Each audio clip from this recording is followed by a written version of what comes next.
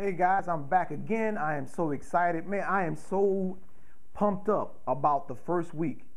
You discovered some very powerful things about something as simple as honesty. You discovered that being honest is not as easy as it sounds, and not because it's hard by nature, but it's because we have been taught to miscommunicate. So we've been doing so much miscommunication in our lives. And to be honest with you, we've been getting exactly what our miscommunication produces. It produces what we don't want. So our lives are filled in certain areas of our lives with a lot of things we don't want, and we know it. So we have to put away the appearances, stop trying to put on airs and perform for other people, and get real about where we really are. So we can start having the life that God has wanted us to have, or the source has wanted us to have. Listen, when I listen to what you shared about what you experienced during the week and how things came at you about honesty and decisions, and how decisions were the topic that kept coming at you, I want you to understand that that's how the homework works. When you're given a homework assignment, you go out into your life in that week, and that week, the topic of the homework begins to come at you. You begin to see it in your everyday life. You see it in your relationships. Decisions become the thing that's on top for you. So check this out. You made a decision to be honest.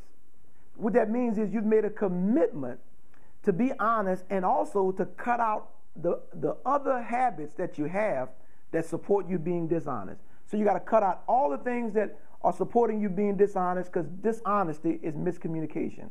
So every time you're dishonest, you produce miscommunication, and miscommunication gives you the opposite of what you want. We want to make sure that we're being honest so that our communication is accurate and right on point, so that we can create the life that we really want to have. All right, so we're moving on to the second week. Congratulations, kudos. You're going on to the second week. Look, I'm glad you're determined. You're determined to have this new perspective, to be able to see life from a beautiful place that matches how beautiful you really are, because you are. You're beautiful inside and outside. Now you got to make sure that your communication and the thoughts in your head match it. So we're going to start working on the inside communication. Here it is. You'll be given the homework of you going to start observing yourself, sort of standing outside of yourself and listening for the repeated unresourceful questions or non-resourceful questions you keep asking yourself. Or in other words, the negative questions you keep repeating to yourself over and over again that are really not seeking a solution, there really is no positive answer to, that keeps bringing you back to the same unwanted place you keep ending up at. So to break that, to take you out of the negative state you've been stuck in, which these questions have a tendency to anchor you down in or to get you stuck in, I want you to start working on creating new, powerful, effective questions. To do that, I ask you, imagine yourself being in a state of joy. Pure joy. I mean, you're just so excited about your life. You're in a place where nothing upsets you. What sort of questions might you ask yourself then versus what the questions you would ask yourself if you were in a state of depression? Now, I want you to see that every time you ask yourself questions when you're in a state of depression or the state of frustration or the state of feeling stuck, that those questions only bring you back to that state, being stuck or depressed or frustrated. But if you ask yourself a question about being joyful, then those questions that you create for yourself in the state of joyfulness will bring you back to joy. So you're going to create questions that will bring you back to joy. You're going to create questions that brings you back to being free. You're going to create questions that will always keep you being honest.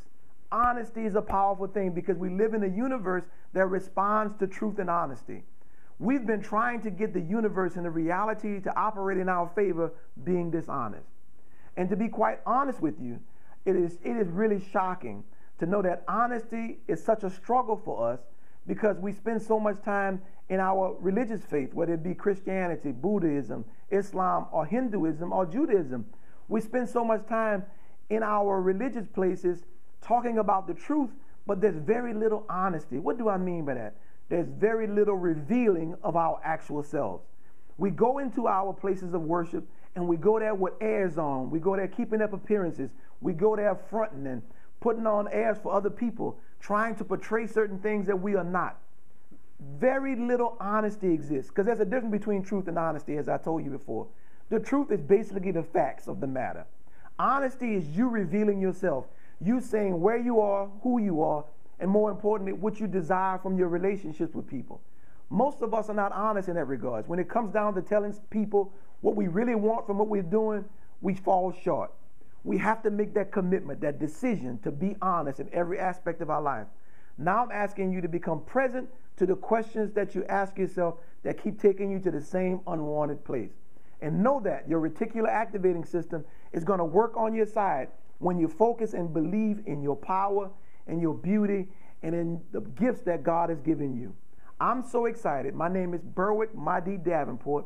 I am the founder of the Ultimate Woman Project, and I'm the Human Performance Specialist. And I'm so happy about you giving me the opportunity to work with you and to help you develop this new perspective that's going to make you so much more awesome, beautiful, and powerful in your life, your family's life, your children's life, and out in the world. You, mighty woman, are going to become a blessing to every door you enter, to every life you're in. I promise you that. Do the homework and keep looking forward. Thank you.